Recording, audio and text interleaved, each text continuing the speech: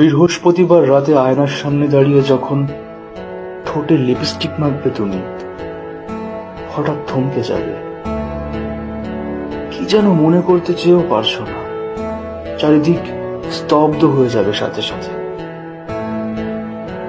চোখের 4 ভাগের 3 ভাগই থাকবে বিষণ্ণতা। একদম শেষ কোণের 1 ভাগে থাকবে স্বামীর আদর। হুট করে মনে পড়ে যাবে এক দুষ্ট ছিল যে তোমার শুষ্ক ঠোঁটকেও সুন্দর বলত। তখন না চাইতেও চোখের যে কোণ ঘেঁষে বরের আলো ছিল, সেই কোণ থেকেই কান্না ঝরতে থাকবে। বর এসে দরজায় নক করবে, শাড়ির আঁচল দিয়ে চোখ মুছে দরজা খুলবে তুমি। সে কিছুই বুঝবে না, আর তুমিও কিছু বুঝতে দিবে না। কয়েক সেকেন্ড আগে যে ঝড়টা তোমার বুকের মধ্যে হচ্ছিল, সে ঝড়ের আভাস না কাটাতেই হাসি দিয়ে বলবে, হাত মুখ ধুয়ে এসো।